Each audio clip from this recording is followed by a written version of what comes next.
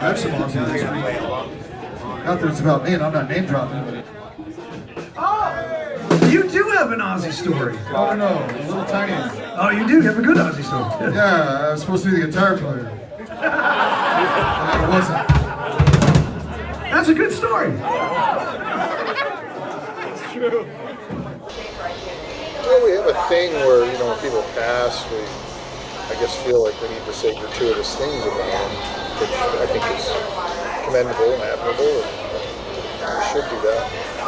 But I don't really have enough experience with them or exposure to them to really have anything to say much about them. I mean, I have very limited interaction.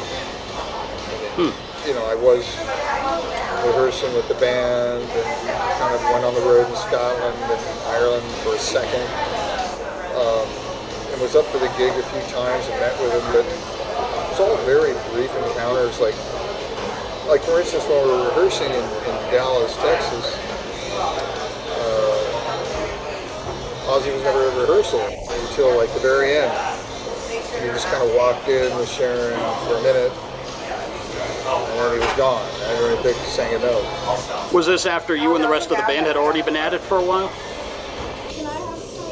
Well, what happened is I initially was flown out to Scotland and England to go kind of hang with them on tour so that I could be exposed to them on stage. And Brad Gillis was playing guitar at the time, and he kind of showed me the ropes and they could get a chance to meet me. And Ozzy came into my room, and I had short hair at the time, so he mentioned that, had an issue with that apparently, even though he was bald at the time. He was very funny and very sweet. He seemed a little lost, but spot on as far as this kind of assessment of the situation. You don't want some short-haired guy come out of the band. You want some guy who looks the part. So I told him I'll get a wig, and my hair will grow. But that wasn't enough, I guess. So then we went to Dallas to rehearse, and I brought in Acosta, the bass player, and it was me and whoever the drummer was. Who's the drummer? Who's the drummer's name? Old guy, rides a bicycle, lives in Santa Barbara. Huh. What was his name? It was great. Monster, with an afro, white guy with an afro. Rides a bicycle? Yeah, he's a big bike rider, road bike guy. Can't remember his name, but he was amazing. Anyways, so we did that, and I thought we were doing pretty good. But then Sharon came in, and Ozzy came in at one point, and listened to rehearsals.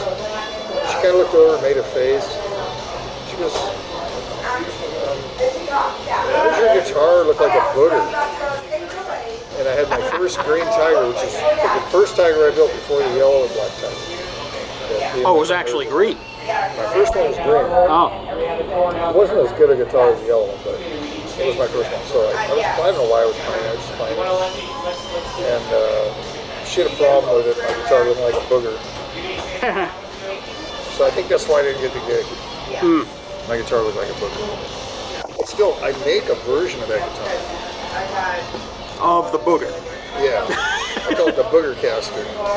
Nice. And I've only made one per client, but I have a shop, two shops actually, Mr. Scary Guitars. Yep. And yeah, I made that guitar for somebody who requested that specific guitar.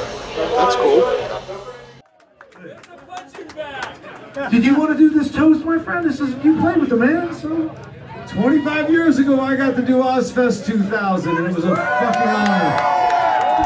I got one thing to say to that, and I think you all know this. It goes like this.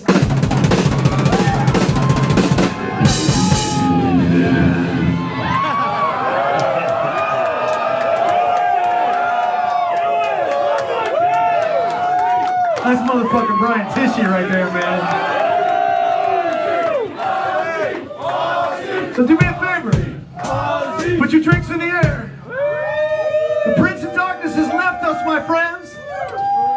And it's fucked up. Thank you so much. Make some noise for Ozzy Osbourne. Come on.